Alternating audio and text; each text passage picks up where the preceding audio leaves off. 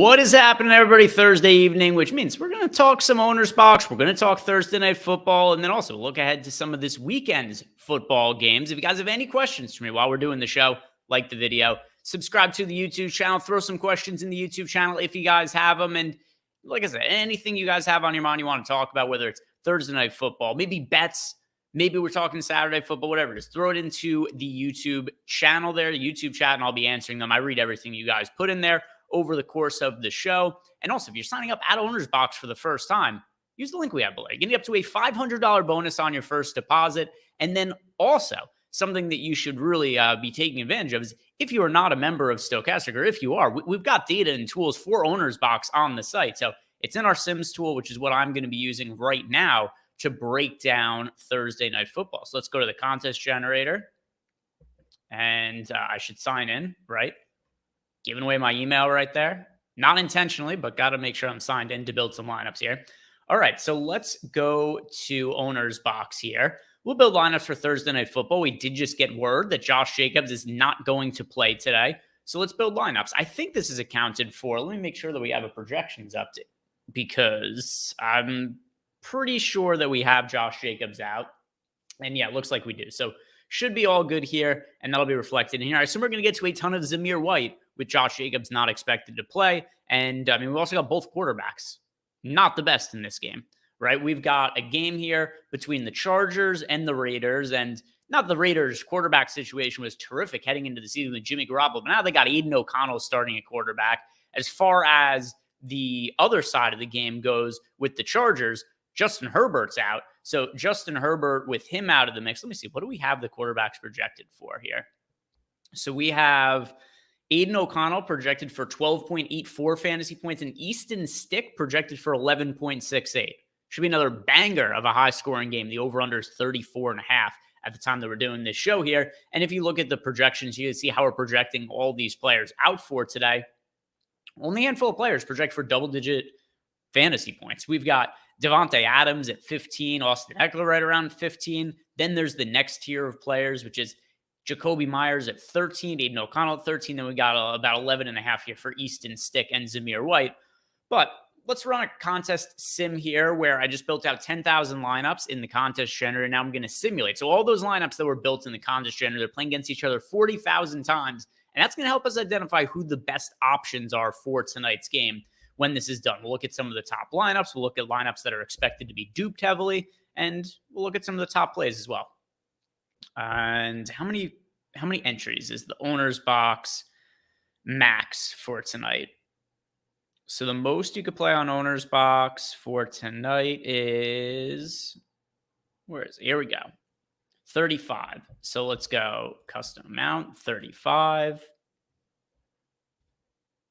We got the top 35 lineups favorited here. And let's look at a few different metrics now to determine what it is that makes the lineup at the top the best, and then some other things that we're going to be looking at in here as well. But starting off, the overall best projected lineup we have in here by simulated ROI, and there's two of them that stand out. So we've got one with a 129.9% sim ROI, one with a 126.6, and then there's like a drop-off before we get to the rest of our lineups.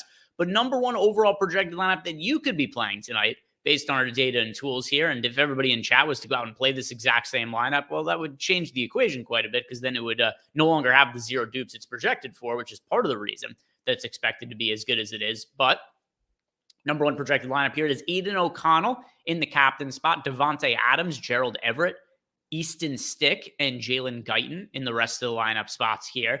And then this other lineup here, which also is one of our top projected lineups in here. And actually, as I'm looking through it, is that the same? Oh, no, a little bit different. I thought for a second that it was the same lineup, but with Stick instead of O'Connell in the captain spot. But there's other differences as well. So this lineup has Stick, Alex Erickson, Gerald Everett, Aiden O'Connell, and Austin Eckler. So actually surprising, we're not getting to a ton of Zamir White in our top lineups. Maybe that changes as we look at more of the lineups that are here. But let's look at some other things in here. Of the other lineups that we've got in here as well, let's look at just the highest projected fantasy point lineups.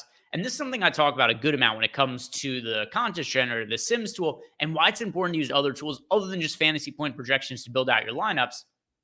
When I sort these lineups by projected fantasy points, most of the highest projected lineups that I have in here for tonight are not the ones that are projected for the most fantasy points. And by highest projected, I mean the ones that are expected to be the most profitable, right? Simulated ROI, this is how much money we expected to return based on each entry. So these are our top lineups. If we look at the ones sorted by top fantasy points, only one of these makes it into the top lineups here. So that's something right there where, you don't really want to look too much at the other factors. And we got Jamal Parker in the chat says, do I sort with the win, top, and cash columns? Ish. So the only thing I'm doing when I'm building lineups in the Sims tool for football, for basketball, for PGA, I only care about simulated ROI. For me, that's all I care about. Now, these other categories, these other columns here, they're useful. It's good information, but it's all encapsulated into the simulated ROI. So things like the win percentage. How often does this lineup come into first place? It's part of the simulated ROI. How often does a lineup come in the top 10%? It's included with the simulated ROI. Same with cash percentage, and also something like dupes, which is massively important for some of these big, or not for big slates, for these small showdown slates. There's a lot of lineups that are dupes, and if you're going to have a winning lineup, you'd much prefer that it's a lineup that isn't duped at all, because then you are obviously getting more of the money for yourself. Because here's something that you could end up running into. You play a showdown slate, maybe you max enter it, you come in first place, but you tie with 500 other people, and you don't even profit for the slate. So that's why you really want to make sure that you're building not only the best lineups, but also lineups that are expected to be unique in some sort of ways. So if you look here at the dupes column, there's only one lineup in here that's expected to dupe pretty heavily that ends up being in my top lineups here as a favorited one. So I'm not doing anything to look at these lineups and now say like, oh, the cash percentage is this. I want to select this lineup. It's all included in the simulated ROI. I'm just doing like a bit of an in-depth breakdown here. But Jamal, the only thing that I'm sorting my lineups by and uploading them at the end of the day to DraftKings, FanDuel, OwnersBox is just which lineups project the highest simulated ROI for me. Helms22 in the chat saying, I don't even mess with classic NFL anymore. That's how much I hate playing defense. Dude, I feel you. Defenses suck in fantasy.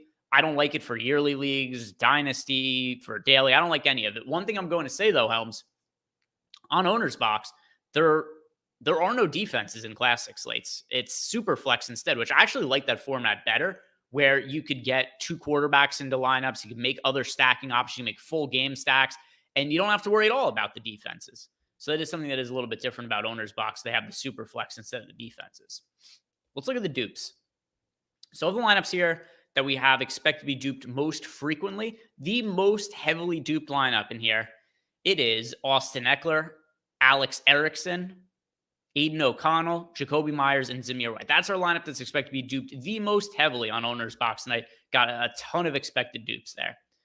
And if we go and sort by ownership sum, you'll also see that's one of the lineups that has the highest ownership sum. So you might also ask yourself, well, all right, how come some of these lineups might have really high ownership sums, but one down here, it's only duped once? Why is that? Well, it's leaving $2,000 in salary on the table. People aren't apt to leave that much salary on the table. So even if you play chalky players, you can have a different looking lineup if you're leaving a bunch of salary on the table.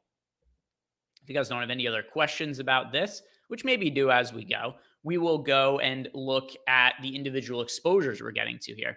Jamal Parker saying that he had a ton of Purdy last week and saved all of his lineups on OwnersBox. Yeah, Purdy's been ridiculous the last couple of weeks. And actually, let me look. What are the updated MVP odds right now? Updated MVP odds are...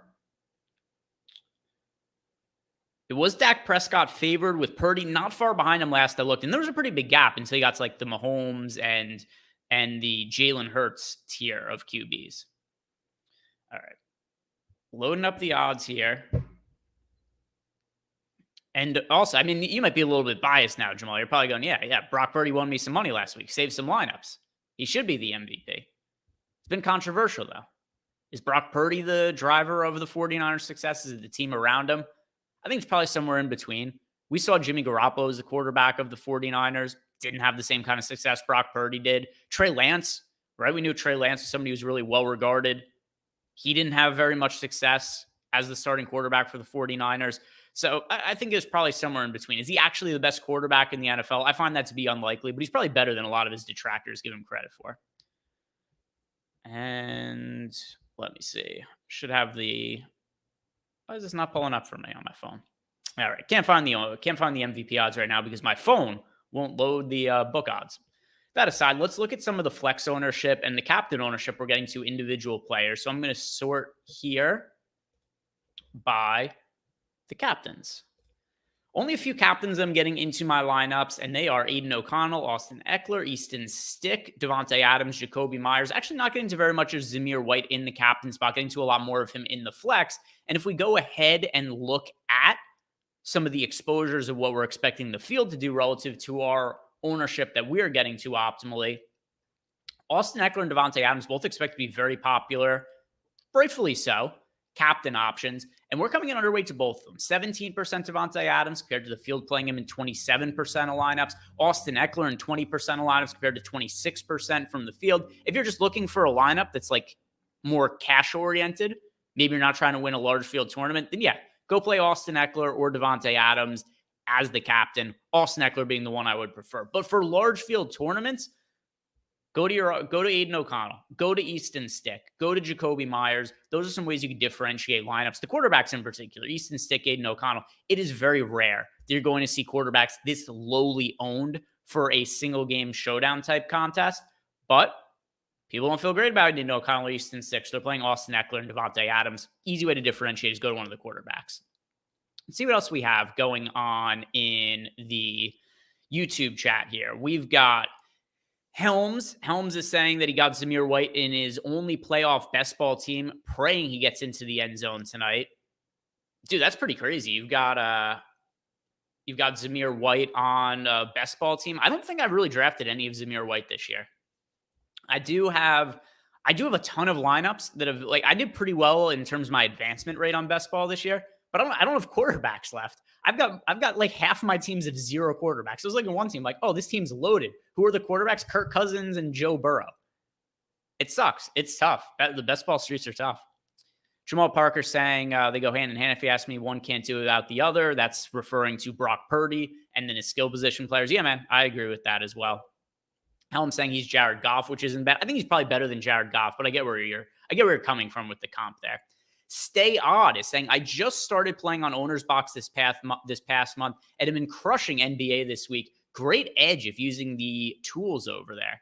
Yeah, Stay Odd. Love to see it. And yeah, I think that there's a couple of reasons that there's a lot of value to be had at OwnersBox. The primary one is there's overlay. You're not going to find overlay on other sites, and that is something nice to take advantage of over on OwnersBox. The contests often don't fill. So that's something to take advantage. And I've been trying to mention it more on live before lock shows. If we're approaching a lock and I'll pull up OwnersBox just to see if there's any overlay that I could alert everybody to. Because yeah, it's been happening pretty regularly. Jamal Parker also saying, hit the like button, people, please. I haven't even done it myself yet. That's a good point. I'm going to listen to you, Jamal. I'm going to hit the like button because I tell you guys to hit the like button. I should do it for why wouldn't I help myself out? Let's see what we've got. Helm saying, oh, true. He said he drafted Zamir White for best ball this year when Jacobs was iffy about playing. So here's what I did, which is going to screw me, Helms, is I did the opposite. I was trying to, my best ball strategy, and this was the first year I really played a lot of best ball, was I tried to wait for situations where the field would get off of a player, and then I would draft them. So Jacobs, when he was iffy, I'm going into drafts and I'm taking Jacobs in the 4th and 5th round of all my drafts when people don't want to take him. Jacobs looked great as a 4th, 5th round pick until this week where the playoffs start and Jacobs is out. It's just been tough to field the entire lineup. Let's go and look at some of the flex options here. Let's look at the flex. All right, so flex options we're getting the most of. Not getting to very much of Zamir White in the captain spot. He was only in 2% of my top lineups, but he's in north of 50% of my lineups in the flex spot. I think he's the best overall value play we have on the slate. Zamir White, there isn't any site that's priced him appropriately. He's the best overall value we have. Josh Jacobs confirmed out for today. Zamir White, I expect to play a workhorse role. Zamir White, load up on him today. If you're playing cash games, certainly you want to have Zamir White in there to save some salary. Other players here that we're getting to, while we were underweight to Austin Eckler and Devontae Adams in the captain spot, we were overweight to them in the flex spot. So, just some good ways I think you could reasonably differentiate lineups. Play the quarterbacks in that multiplier spot. And then when you're looking at some of the flex spots, play guys like Eckler and Adams there. So it's not like you're making terrible lineups or playing guys that are suboptimal from a projection standpoint. You're just playing them in a different spot. And is it crazy to think that Chargers get down to the 1 yard line, Raiders get down to the 1 yard line, And then maybe we end up finding out that Aiden O'Connell, 1-yard touchdown sneak. And then what ends up happening? The touchdowns are scored by the quarterbacks just based on the difference in ownership. It's just more reason to go and play some of the QBs in that multiplier spot. Jamal Parker, am I on live before lock tonight? You and Neil kill it every time. Eric is cool, but he's a weirdo at times. I agree with you. I don't like Eric at all, but hey, I do shows with him every night, so it is what it is. I hope this gets back to him as well. I am going to be with Eric on live before lock tonight. It's going to be myself and Eric on NBA live before lock, and then it's going to be Neil and Lofty on the NFL live before lock. And yeah, I'll relay the message to Eric and let him know that most people on the internet don't like him. I think he already knows it, but it's good that he's reminded of it regularly. Looking at some of the other options that we're getting to here as far as the most exposed and kind of the inverse, where in the captain spot, we're overweight to guys like Easton Stick and Aiden O'Connell, and we were underweight to Eckler and Devontae Adams. We just flipped it, right? We're playing the quarterbacks in the captain spot and some of the top skill position players in the flex spots here. Let's look for some contrarian options. Who are we overweight to? So some players, there's one here that I really like. We're going to talk on in a second. So Quentin Johnston, by the way, I like Quentin Johnston as well. Keenan Allen is out today. Every single time the Chargers have had an injury at wide receiver this year, I go, it's Quentin Johnston time. It's Quentin Johnston time. It has to be. When Mike Williams got hurt, Quentin Johnston's the value play. When we see tight end go down, I think we saw it was Gerald Everett out for a certain part of time. So it's like, all right, there's no Mike Williams, there's no Gerald Everett. It's Quentin Johnston. It wasn't Quentin Johnston time. Now we have Keenan Allen and Mike Williams out. Mike Williams has been out the entire year, but now Keenan Allen's out as well. Quentin Johnston is not expected to be popular tonight. Only project for 10% ownership here. It's Quentin Johnston time. At the very least, there's a better chance of being Quentin Johnston time than what the field indicates by only playing him 10%. Amir Abdullah, if you want to play a lineup that does not have Zamir White in it, I do think that Zamir White is most likely to be the guy, but we haven't seen Josh Jacobs out for any real significant amount of time. How do we know that Zamir White is going to be the workhorse back? I don't think we could say that confidently. I think it's the most likely scenario. We don't know it, though. We've got Amir Abdullah project for sub 10% ownership tonight. A couple things could happen. It could be a split backfield. 50% of the work to Zamir White, 50% to Amir Abdullah. If that's the case, a 50% owned an 8% owned Abdullah to a 50% owned Zamir White, Abdullah would be under-owned. But there's the other part, too, is Abdullah could just be a guy who ends up scoring the touchdown for the Raiders. There are a lot of paths for him to outscore Zamir White tonight, and Zamir White's like 7x the ownership. So what you really need to happen is Abdullah, you don't need to project him better than Zamir White to play him today. You need to expect him to be better than Zamir White 1 out of 7 games in this situation. And if you do believe that, Amir Abdullah, based on the ownership, is the better tournament play. I really do like getting overweight to Amir Abdullah. Overweight to Eckler, overweight to Michael Mayer here in the flex spot as well. Nothing else really too significant. Players we're underweight to. Underweight to Jacoby Myers. Myers is expected to be super chalky today. 44% ownership, only getting to him in 25% of lineups. Not really fair to say we're underweight to Aiden O'Connell. It's because we're overweight to him in the captain spot. Underweight to Alex Erickson. This is just because this is a guy who's super popular as a cheap play. And if you're going to go to somebody who's, cheap that could catch passes from the Chargers, I'd rather go to Quentin Johnston at 10% ownership than Alex Erickson at 35%. Easton Stick, we're also a little bit underweight to him, but same thing that we had said before when it came to Aiden O'Connell. So that's a breakdown of what we're looking at here for Showdown today. And next thing I want to do is go and build some lineups for Saturday's slate. So we've got a Saturday slate today. We've got a Saturday slate this week. We've also got a Sunday slate. Lots of football this week. So if you guys do want to sign up for the Stokastic package now, I actually do think this is probably one of the better times to sign up for football if you guys wanted to try it out, because you're getting Thursday night football, you're getting a Saturday slate, you're getting the Sunday slate, you're getting all the primetime games. So you're getting a lot of different slates being included as opposed to just the normal ones. We got the added Saturday slate in there. Some more stuff in the YouTube chat. Jamal Park saying, late ass Lofty. Yeah, it's not going to be his fault today, but by default, the NFL show today does have to start a few minutes later because when the NBA slate starts. And then Helms is saying, if you want to get really contrarian, a little Jimmy G. O'Connell sucks up first half and they bring in Jimmy. I'm not a fan of the backup quarterbacks. I know where your head's at, though. All right, let's simulate out these lineups that I just built. What is the percent to first for the main slate on Saturday?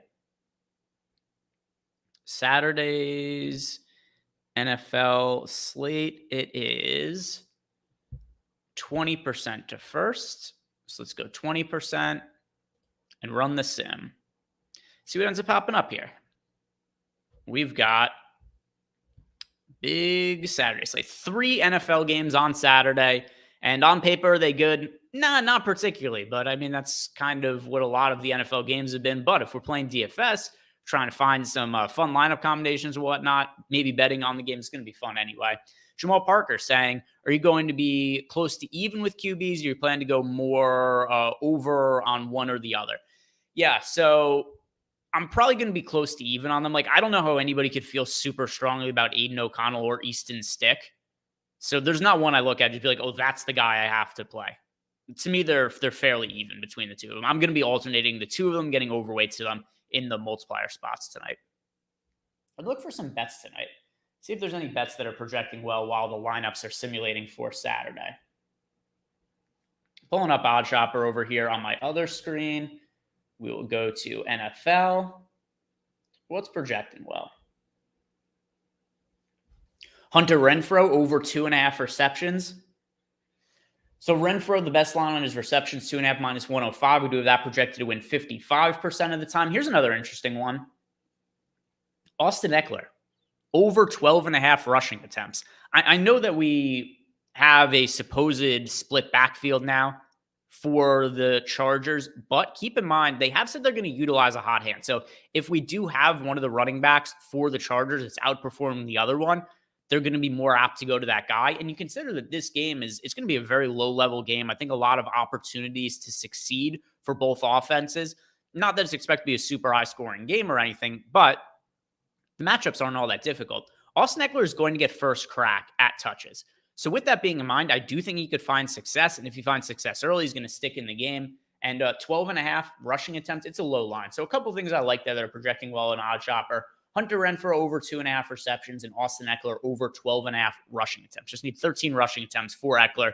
The Chargers win. I think he's running the game out, the ball out late, or if he just starts the game off well, I think they keep going to him, especially with Easton Stick as the quarterback. You probably want to get Eckler involved a little bit more to make Stick feel comfortable. I would think anyway. All right, favorite the top 150 lineups. And then we'll look at some of the exposures here to round this up. Actually, I'll look at the top projected lineup first. Then we'll go position by position. Top projected lineup here, it is Jake Browning combined with Joe Mixon. And we've also got Zach Moss, Michael Pittman, George Pickens, Sam Laporta, Javonte Williams, Alec Pierce, Nick Mullins. There's going to be some really weird-looking lineup combinations for Saturday because it's a 3-game slate and almost all the quarterbacks are terrible. Almost all the quarterbacks are terrible. All right, let's look at the positions here. Go quarterback to start. See what we're getting to at QB. So quarterback exposure. And keep in mind, this is SuperFlex. So the reason that the quarterback percentage on OwnersBox are going to be over 100% is because we could play multiple quarterbacks in the same lineups. So what we are prioritizing at quarterback is Russell Wilson and Jake Browning, both of them in about 50% aligned. So we got clear tiers here to the QBs. Wilson and Browning, tier 1. Nick Mullins and Gardner Minshew, tier 2. And then tier 3 is Trubisky and Jared Goff. Now, you might be looking at all the quarterbacks on this slate and say, hey, Jared Goff, why do we not really love Jared Goff? Well, this is more of a pricing situation where a lot of these QBs are considerably cheaper than Goff this weekend on Saturday. And then also, it's some of these guys and Russell Wilson, Jake Browning. Wilson's played better as of late. Browning's looked terrific in the last 2 games that we've seen him out there. And then also when it comes to Jared Goff, he hasn't shown a whole lot of fantasy upside this year. But there's not like anybody we're getting to a crazy low amount of. The priorities are Russell Wilson and Jake Browning. But still, we've got Goff here right around 20% of lineup, so slightly underweight. Trubisky as well. If I was just building one lineup, it probably would be a Russell Wilson and Jake Browning as quarterbacks as the 2 super flex options. Running backs. Running back exposures. We were getting to a ton of Javonte Williams. Javonte Williams, the number 1 overall projected running back for us. Well, I shouldn't say projected running back.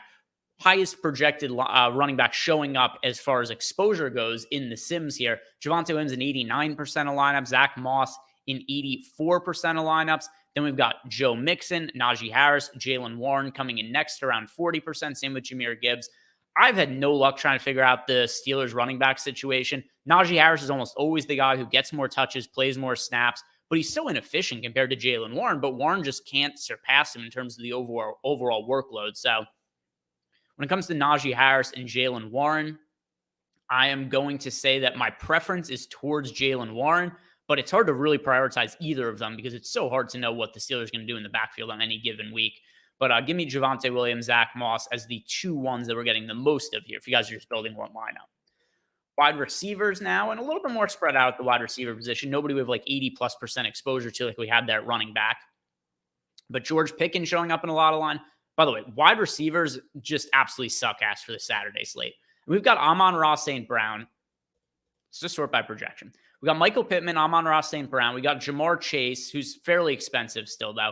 And then there's a really, really big drop-off to Cortland Sutton, 12.72 fantasy points. Helm saying any quarter to end scoreless is plus 130. Sounds pretty good to me, to be honest. I don't know why I added to be honest there, because that kind of implies that like sometimes I'm not honest. Not the case. I just hadn't really thought that much about it. Plus 130, I would think that's fairly likely. The quarterbacks are Easton Stick and Aiden O'Connell. You tell me you're getting plus money on there to be one scoreless quarter in the game? I dig it. I can get behind that. Anyway, wide receiver options, kind of weak this weekend, but the ones that we're getting to the most of are George Pickens, Josh Downs, followed by Jerry Jeudy, Michael Pittman, some Alec Pearson there, Amon-Ra St. Brown. I am a little surprised, given how weak the wide receiver pool is, that we aren't prioritizing getting to some more of those studs at wide receiver. But I guess that is just a pricing issue, and the fact that with it being a 3-game slate, there isn't really an abundance of value, which probably does make it prohibitive to paying up for some of those wide receivers. Let me see what one of the lineups looks like that has pay up wide receivers in it. Let's filter by Amon-Ra St. Brown. All right, so here's our best projected Amon-Ra St. Brown lineup. It's Trubisky, Moss, Najee Harris, Amon-Ra St. Brown, Josh Downs, Sam Laporta, Javonte Williams, Jerry Jeudy, Russell Wilson. Not too terrible looking. I mean, the quarterback, one of them is Mitch Trubisky. That doesn't make you feel great, but I could see that's why we probably do have some lineups that don't get to a lot of the stud wide receivers, just a pricing issue on a 3-game slate. Let's look at the tight ends and round it up here. Tight ends, we're getting to most of Sam Laporta, followed by TJ Hawkinson, then some exposure to Pat Freiermuth and Tanner Hudson. No real surprises there. I think if we look at the tight ends, the one thing we can feel decent about is this is better tight end options than some Sunday main slates, to be honest. Laporta, Hawkinson, Freiermuth, all decent options as far as tight ends go. So, guys, that is going to do it for us today here. Thank you very much for watching. And Jamal Parker also agreeing with Helms in the chat and saying that he also likes plus 130 for no team to score. I might go bet myself. Get some action on that after I wrap up here. But, guys, thank you very much for watching. If you didn't do yet, like, follow, subscribe, and I'm going to be right back on the YouTube channel in about an hour and a half to break down the NBA slate. So go check that out, and that'll be followed by NFL Live before lock. So check out Lofty and Neil tonight, 7:30 p.m. Eastern time if you guys want more information on tonight's NFL slate. So peace out. Hope to see you guys in a little bit.